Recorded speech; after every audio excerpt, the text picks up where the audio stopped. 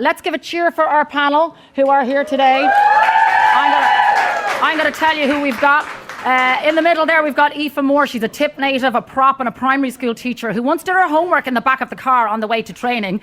Now she's leading at club level and making big moves in the Leinster front row. We've got Hannah Wilson down the end, just 21 years of age, a rising star, very fresh-faced, I might add.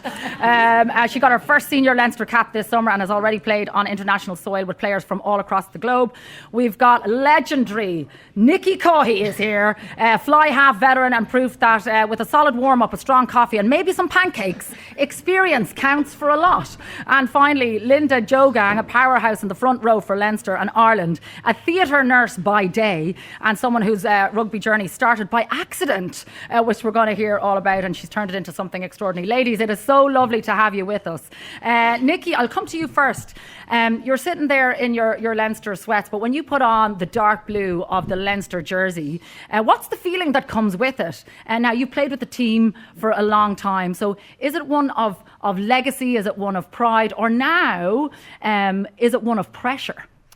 I think pressure's a privilege first, but it's just huge pride to be able to represent a province that has so much history. And you say the players that have worn it before me, the likes of Nora Stapleton, one of Ireland's greatest tens and stuff, and the memories, you just want to kind of do it justice as well. So I don't think it's a lot of pressure, it's just enjoyment. A lot of pride, a lot of enjoyment, and yeah.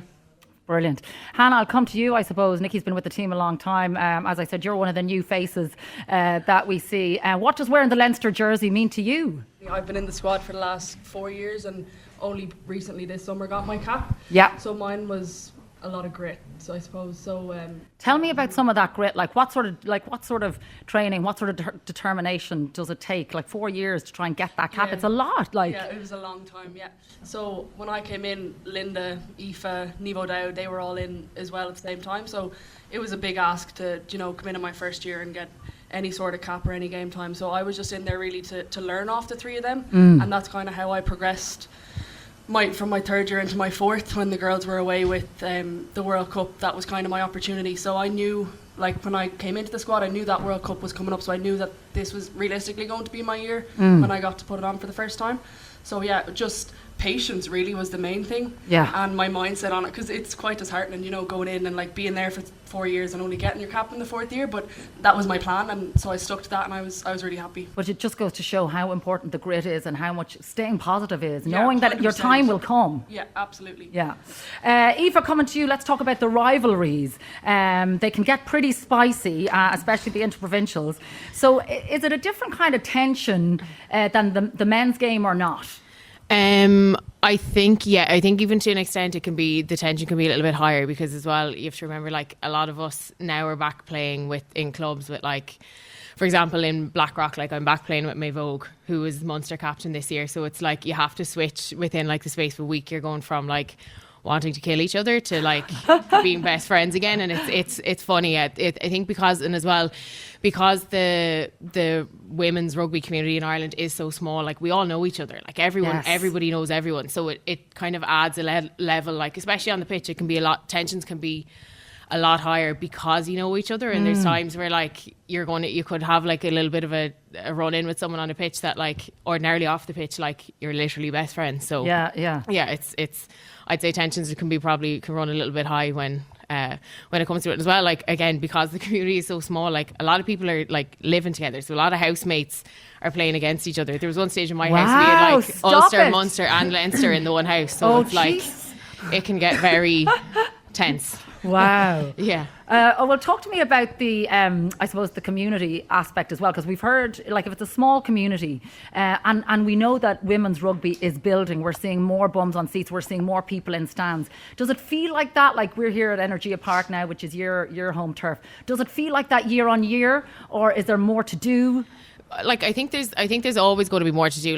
Realistically, we're always going to be kind of playing catch up to the men's game, and at some stage it will start to kind of flatten out, and you will see such a difference over a period of say 10 years, and even now compared to say going back three campaigns ago, where you wouldn't have had many people at Energy. We'd have had parents, families, close friends, the odd person that would just kind of go to support rugby. But like over the last 2 campaigns, this summer just gone and the summer before, like running out onto the pitch and the stand was full and you can't hear you can't trying to tell like a hook or a line out call and you're like screaming at them because it's so loud when you get to this, like when you get anywhere near the sideline.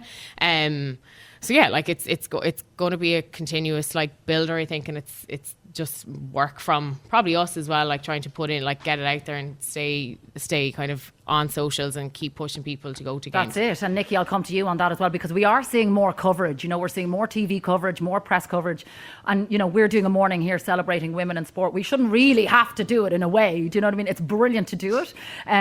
But what's your take on it, having been with the squad for so long? It's huge, like Aoife said about the noise running out onto the pitch and stuff over the last few years. We've really, like, I think our comms and media teams have really aimed at trying to get young girls and young boys bums on seats as opposed to adults, and it's the adults bringing them, and like that's your support over the next few years that's going to build, and they're going to potentially have a real passion for it, and then they might play and then they'll get their friends to play. So it's growing all the time, like, and I know, especially I've been playing Interpro since I was 18, so maybe 14 or 15 years ago now. We're not counting. We'll not get into that. But like you would have been turning up to a game to play another province, and there could have been 10 or 20 people in the crowd, and it is just families and partners. And now you're looking at playing in, like, yes, smaller stadiums, but you're getting a couple of thousand there, and it's huge. And then you see, you know, the work of the Women's World Cup and like the amount of interest that was in that. Like, there's still so much more to do, but you can see that the potential is there. Yeah, 100%. It's getting better every year, you know, and hopefully come next year you feel like the Aviva. Yeah, you know? And this is it. Like, I mean, we know the names of the Irish players, we know the names of the lads Leinster team, and you know, we want your names to just trip off people's tongue. Linda Djougang, lovely to have you with us, representing Ireland in the World Cup that got us to the quarter-final as well, might I add. Yes! I mean, that huge win over Japan, it was just incredible. But for you personally, Linda, take us back, because you're a theatre nurse, and you just decided you were going to play a bit of tag rugby one day. What happened? Yeah, I think that I finished secondary school, and I really loved sports, but I started playing athletics, and I was good at that. I did some shot put, but I also stopped it because I just focused on my Leaving Cert, and I didn't get the points that I wanted to, so I went for like the Trinity Access program, which I got. And after the end of the year, they had like a internship in Grand Thornton, which I was one of the lucky to get that internship. And I felt like I really just wanted to just blend in with like my colleagues and get to know them, and what better way than to do it, interact in sports. So I signed up for tag rugby. And had you ever played before? No. I never heard of rugby. And remind us, how many years ago was that? That was in 2019. Okay. Yeah. So I never, and honestly, that social tag rugby actually cancelled, but I was really bad at computer, and I didn't know how to go in and remove my name because everyone had removed their name. And so when they told, I was like, I'm just going to leave it there because I just don't know how to do it. And their first team, elite team, were playing the tag rugby final in Wanderers. And they were like, who's Linda? Linda's still on, her name is still there. That means that she still wants to play. And they're like, who's Linda? I was like, yeah, it's me. They were like, Linda, do you still want to get involved? I was like, yes. And they were like, okay, have you ever played rugby? And I was like, no. I was like, what is rugby? So that entire day at work, I was Googling, trying to what was rugby. So yeah, and literally 5-6 years later, you are wearing the Irish jersey. You are representing the nation at the World Cup. It's pretty incredible. I can tell by the bond that you guys have here as well. Hannah, last question to you. Talk to me about how you juggle because you're in college, you're 21 years of age. How do you juggle the intense training with your college? Because I know you're all trying to do everything. Yeah, so including getting hit in the face with a microphone. Sorry. I might have lost a tooth there. Yeah, so we only train during the evening, so it actually works out perfectly. So I have college during the day, and then I'm actually working over in Wesley coaching, so I go over there, brush up on my own coaching skills, and then I head to training. But it's like we're only with club now, so it's Monday to Thursday I have training. Okay. I have Monday with college, and then Tuesday with Belvo, and then back and forth. But yeah, it actually, at the moment, it's perfect. Summer is a lot harder because with Leinster and stuff, we train from like 5:30 in the day till about 9:30 at night. So we're here all day, not all day, but like for a good chunk of the day. Okay, 4 years to make the Leinster squad. When are we going to see you on the national team? Whenever Linda retires, yeah.